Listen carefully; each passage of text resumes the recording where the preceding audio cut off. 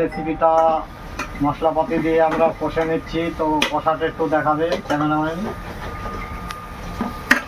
দেখতে পাচ্ছ আমরা মশলাটাকে ভালো করে একটু ভেজে নেব, তারপরে হালকা একটু জল দিয়ে দেবো, কেননা এটা সিদ্ধ হওয়ার জন্য আমরা কিছুক্ষণ ওয়েট করে নেব।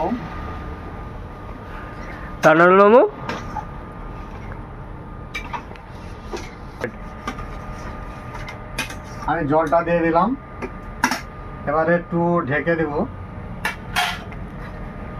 এবারে একটু ঢেকে দিলাম, এবার একটু স্পিডটা বাড়িয়ে দেবো, কেননা তাড়াতাড়ি সিদ্ধ হওয়ার কারণের জন্য একটু স্পিডটা বাড়িয়ে দিলাম।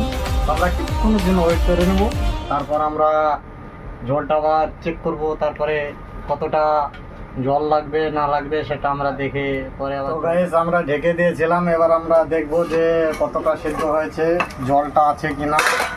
তো দেখতে পাচ্ছ গাইস হালকা জলটা কমে গেছে, সিদ্ধ প্রায় হয়ে এসেছে। তো এখনও প্রায় মিনিট 15 লাগবে সিদ্ধ হতে। তো আর কিছুক্ষণ আমরা ওয়েট করে নেব, তারপরে আবার কী কী মশলা ব্যবহার করছি আপনাদেরকে সমস্ত কিছু দেখিয়ে দিচ্ছি। যেমনি এটা হচ্ছে গরম মশলা, চিকেন মশলা আমরা দিইনি, এটা চিকেনের জন্য রেখে দিয়েছি। এটা ধনে পাউডার আছে, তারপরে এটা গুঁড়ো মরিচ আছে, তারপরে এটা জিরা পাউডার রয়েছে, এটা হলুদ রয়েছে। তো আমরা এগুলো মশলা ব্যবহার করার পরেও গরম মশলা, তেজপাতা, এগুলো সমস্ত কিছু লং টং দিয়ে ব্যবহার করেছি। তো আমরা আর কিছুক্ষণ বাদ দিয়ে আমরা দেখবো ঝোলটা কীরকম হয়েছে, কীরকম হলো গ্রেভিটা। আমরা সকলেই একটু ভালোভাবে লক্ষ্য করো, জানি গ্রেভিটা কীরকম বানাতে পারছি। তো আমি জানি না তোমরা কীরকম বানাও, আমি চেষ্টা করছি বানানো।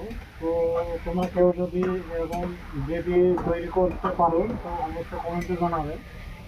এখনও আমাদের রেডি হয়নি, এখনও কিছুক্ষণ টাইম লাগবে, কিছুটা হয়েছে। ক্যামেরাম্যান এদিকে একটু প্রকাশ করো।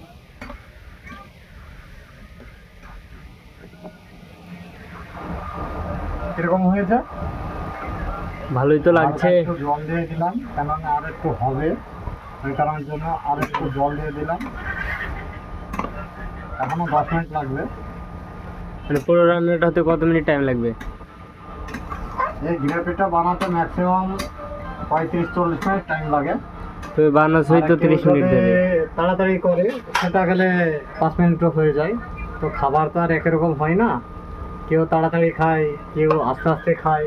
তো খাওয়ার ভিতরে বিভিন্ন রকমের আছে। তো আমরা চেষ্টা করবো আজকে ভালো করে খাওয়ার জন্য, একটু দেরি হোক, অসুবিধা নেই। ভাজা মাছগুলো কোথায়? এই যে এদিকে ফোকাস করো। মাছগুলো ভাজা হয়েছে কিনা আপনারা কমেন্ট করবেন।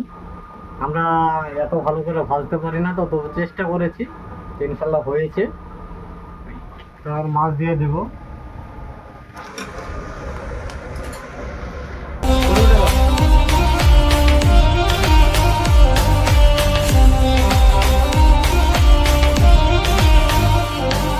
দেখতে পাচ্ছ বন্ধুরা, ফাইনালি আমাদের রান্নাটা হয়ে গেছে। তো রান্নাটা কীরকম হয়েছে অবশ্যই আপনারা কমেন্টে জানাবেন।